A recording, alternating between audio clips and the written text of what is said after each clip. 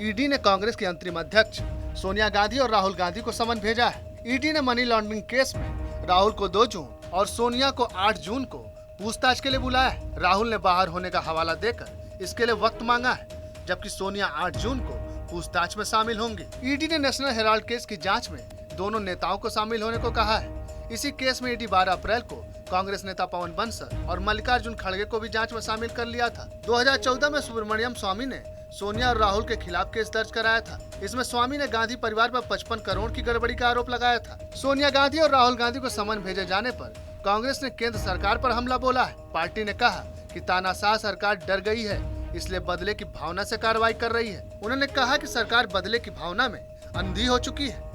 National Herald मामले में अब प्रधानमंत्री श्री नरेंद्र मोदी ने कांग्रेस अध्यक्षा श्रीमती सोनिया गांधी जी व हमारे नेता श्री राहुल गांधी जी को ईडी से नोटिस जारी करवाया है। साफ है कि तानाशाह डर गया है।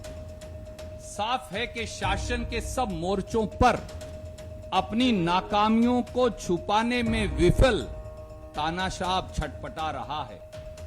देश को गुमराह करने के लिए भारतीय राष्ट्रीय कांग्रेस के नेतृत्व के खिलाफ एक घिनौना और कायरतापूर्ण षड्यंत्र रचा जा रहा है। अयोध्या में सीएम योगी ने गर्भगृह की पहली शिला रखी। सीएम योगी आदित्यनाथ ने कहा कि राम मंदिर भारत का राष्ट्रीय मंदिर होगा। लोग इस दिन का लंबे समय से इंतजार कर रहे हैं। राम मंदिर भारत की एकता का प्रतीक होगा। शिलान्यास के बाद मुख्यमंत्री योगी ने कहा कि 2 साल पहले प्रधानमंत्री नरेंद्र मोदी ने शुभारंभ किया। हमें गर्भगृह की शिला पूजन का सौभाग्य मिला। जल्द ही भव्य राम मंदिर बनकर तैयार होगा। अब राम मंदिर का निर्माण तेजी से होगा। गोरक्ष पीठ की 3 पीढ़ियां इस काम में लगी थी। अयोध्या में 500 साल की तड़पन जल्द दूर होगी। सीएम योगी ने कहा कि राम मंदिर देश का राष्ट्र मंदिर होगा। राम जन्मभूमि मंदिर निर्माण कार्य का शुभारंभ लगभग 2 वर्ष पहले प्रधानमंत्री मोदी जी के कर कमलों से शुभारंभ हुआ और सफलतापूर्वक कार्यक्रम आगे बढ़ रहा है।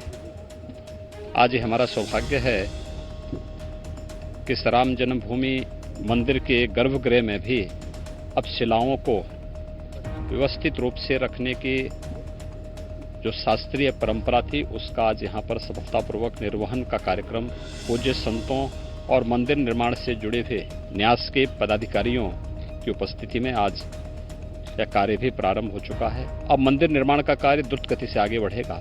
सैकड़ों वर्षों की जो भारत की आस्था जिस पवित्र कार्य के लिए तरस रही थी, वह दिन बहुत दूर नहीं जब मर्यादा पुरुषोत्तम भगवान श्री राम का भव्य मंदिर अयोध्या धाम में बनकर के देश और दुनिया के सभी सनातन हिंदू धर्मावलंबियों की आस्था का प्रतीक तो बनेगा ही। श्री राम जन्मभूमि मंदिर भारत का राष्ट्र मंदिर होगा।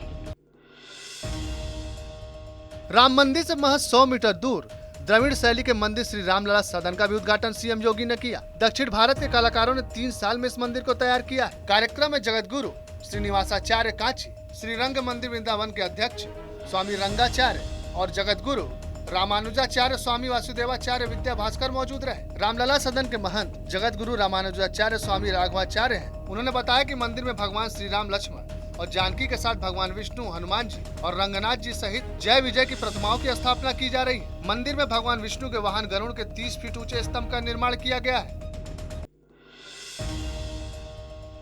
सीएम योगी आदित्यनाथ अपनी पूरी कैबिनेट के साथ फिल्म सम्राट पृथ्वीराज देखेंगे। इस फिल्म की स्पेशल स्क्रीनिंग 2 जून को लोक भवन में की जाएगी। यूपी के सीएम योगी आदित्यनाथ और उनकी पूरी कैबिनेट 2 जून को अभिनेता अक्षय कुमार की फिल्म पृथ्वीराज देखेंगे। इसके बाद यूपी में फिल्म को टैक्स फ्री करने की भी तैयारी है। फिल्म का 300 करोड़ से ज्यादा का बजट है।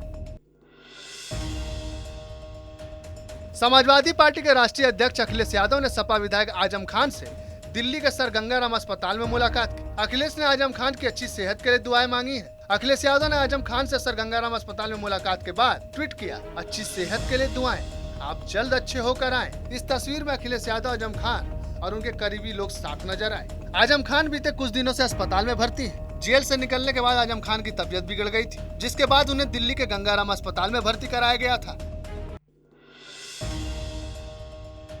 आजमगढ़ में लोकसभा उपचुनाव के लिए बीएसपी ने अपने उम्मीदवार के नाम का ऐलान कर दिया है। बीएसपी ने शाह आलम और गुड्डू जमाली को टिकट दिया है। अखिलेश यादव के इस्तीफे के बाद आजमगढ़ में उपचुनाव होना है। सपा प्रमुख अखिलेश यादव ने मैनपुरी के करहल विधानसभा क्षेत्र से विधायक निर्वाचित होने के बाद आजमगढ़ के सांसद पद से इस्तीफा दे दिया था। 23 जून को आजमगढ़ में उपचुनाव के लिए मतदान होगा और 26 जून को मतगणना होगी। बीएसपी ने कहा कि रामपुर उपचुनाव में पार्टी उम्मीदवार नहीं उतारेगी। रामपुर लोकसभा सीट आजम के इस्तीफे के बाद खाली हुई है।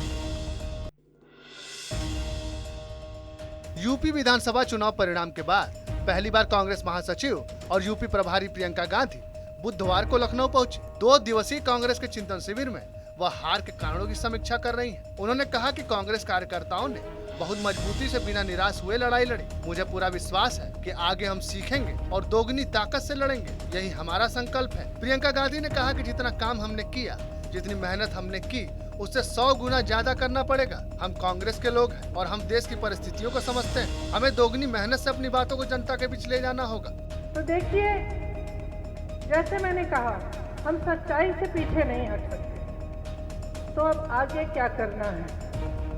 अगर हम मायूस होकर बैठ जाएंगे और ये सोचेंगे कि आगे कोई आशा नहीं है, निराश हो जाएंगे, तो जिसको निराश होना था वो तो चले गया। जो यहाँ बैठा है वो तो लड़ने वाला है। आज अगर आप यहाँ पे मौजूद हैं तो आप वही हैं जो निराश नहीं हुए हैं। आप वो हैं जो संकल्प ले रहे हैं कि आप और भी जोरदार लड़ाई लड़ेंगे। और मुझे पूरा विश्वास है आप में। आप हिले नहीं, आप छोड़ के नहीं गए। कितनी भी मुश्किल परिस्थितियां थी, आप अपनी पार्टी के साथ, उसकी विचारधारा के साथ खड़े रहे और यही आपकी सबसे बड़ी उपलब्धि है। बिहार में जातिगत जनगणना पर सहमति बन गई है। सर्वदलीय बैठक में इस बात पर मुहर लग गई है। बिहार सरकार अपने खर्चे पर जातिगत जनगणना कराएगी। पिछले काफी दिनों से राज्य में जातिगत जनगणना की मांग की जा रही थी। इस मुद्दे पर सीएम नीतीश कुमार की अध्यक्षता में ऑल पार्टी मीटिंग बुलाई गई थी। बुधवार को सभी पार्टी के नेता एकजुट हुए थे और इस बैठक में यह तय होना था कि जातियों की गिनती किस तरह से होगी। अब सीएम नीतीश कुमार ने जातिगत जनगणना को मंजूरी दे दी है और सभी दलों के बीच बनी आम राय के आधार पर प्रस्ताव कैबिनेट में भेजा जाएगा। सब लोगों को हर स्तर पर, चाहे किसी भी धर्म के हो, किसी भी इसके हो, सब लोगों का पूरे तौर पर पूरा का पूरा इसका आकलन किया जाए। और आप जान लीजिए कि ये एकदम इसका करने का मकसद है, हम सब लोगों की राय है कि लोगों को आगे बढ़ाने का, लोगों के फायदे के लिए हम लोग कर रहे हैं। एकदम हम लोगों का स्कीम यही है कि सबका ठीक ढंग से विकास हो सके। कोई पीछे है, उपेक्षित है, तो उसकी उपेक्षा न, सब आगे बढ़े। इन सब चीजों को ही मन में रख करके हम लोगों ने तय किया और इसका नामकरण हम लोग देने जा रहे हैं जाति आधारित गणना।